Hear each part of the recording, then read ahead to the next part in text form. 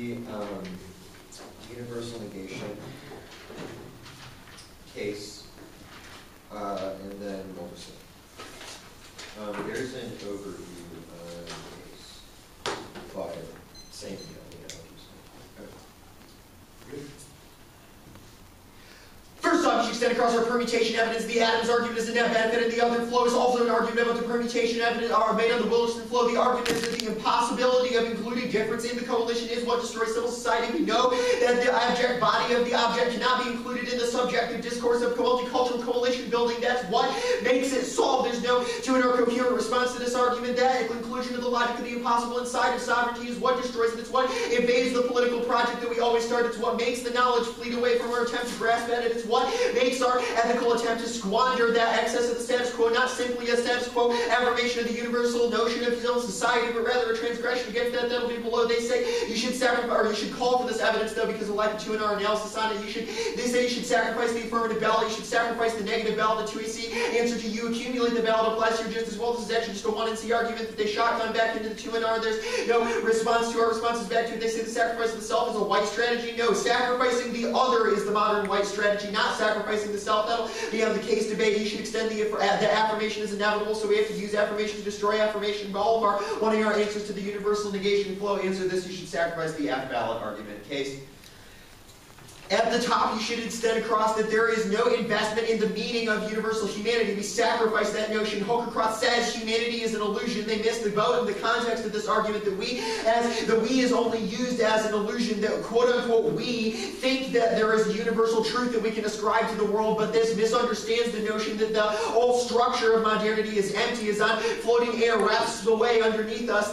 One of our argument below this is that we are revolt used to twist the state that they can never solve because they wait on modernity in the way that they believe. We flinch in front of the USFG, that we cannot act in revolt until we have done something about modernity, because they believe all possibilities foreclosed inside of modernity, which is why they make these sort of arguments that nothing is redeemable. There's a structural position of our experience that everything has to be burned down first. That only elevates modernity in the way that they make these arguments about the state. We don't wait on the state. We use the state in an attempt to sacrifice its own squander. Once people see the USFG remove restrictions on people having a bloody death orgy on public lands, this is a transgression of civil society. Gut check on this issue. The restrained sacrifice of security that happens when Zimmerman shoots Trayvon Martin is the thing that we transgress. This link turn frames the debate. The alternative fails to check this kind of sacrifice in the standing reserve, because when Zimmerman shoots Trayvon Martin, his justification is that, well, I was scared, he pulled a gun on me, I need to be able to have security, I need to be able to stand my ground. This is the projection of the future subject, that we can destroy the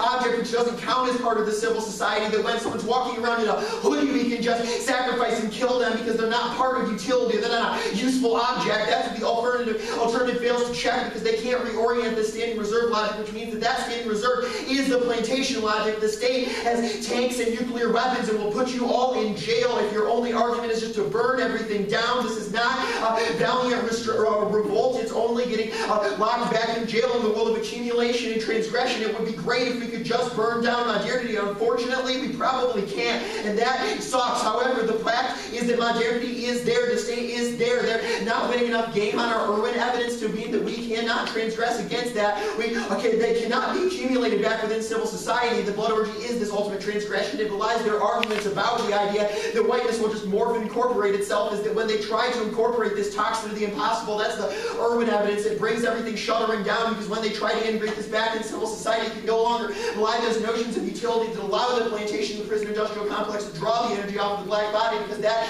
energy is simply used in squander. It's not able to be drawn off for utility. We can't make people labor for us anymore, because we reorient that use of energy for labor. Top of the Wilderson debate. They say we should burn it all down. This is the idea that we destroy the notion of universal humanity by sacrificing the sovereignty. We use sovereignty against itself instead of simply attempting to burn it down. If the notion of burning it down is an idea that we should expend that excess of sovereignty, then that belies the permutation argument, which is that we should vote affirmative and burn everything down in order to destroy the structure. That's that is the conceded Adams evidence. They say that this is whiteness morphing itself, but there's no link. This argument is artificial. They can't say that any morph is whiteness, because then so is the alternative alternative. The only argument I super have to answer is that only whites can choose if they're sacrificed, but this is wrong. The black body only gets sacrificed against its will in the status quo. That doesn't mean that the willful transgression of this situation can't solve. If the United States and all people universally throw themselves towards this sacrifice, it's the notion of willingness. Of course, in the status quo, all different kinds of bodies in the object dichotomy are sacrificed against their will. But the problem is not that we need to be able to gain the power to will over our own life and death. That's the urban evidence. It's a dissonance to this argument. The idea is we need to let go first and understand that none of us can probably have the ability to control whether or not we're sacrificed. But that moving away from the logic that the white object or the white subject gets to sacrifice the black object is what transgresses that notion of choice or autonomy. And our Stokel evidence and Irwin evidence both frame the discussion of autonomy as an exercise of power over others in the status quo, as opposed to our sacrificial politics. You should be calling for both these pieces of evidence because it's an on-point discussion of the only direct point of clash in the two. They say we don't question mappedness. This is exactly what we do. The static reserve is the mapped accumulation of energy from the black body. That's why we can burn it all down as an infinite squander by voting affirmative. We must use our discursive affirmation of twisting the state in order to break down these rational politics. That's the only response we need to their answer to the Irwin evidence, which is, of course, it has to be a performative ethical encounter, but that is why we embrace an underside of human thought, not a universal underside, but an underside. There are different undersides, and we need to let go of these rational political theses in order to do that. The only way we can do that is by making the state sacrifice itself. Good debate. Pleasure as always.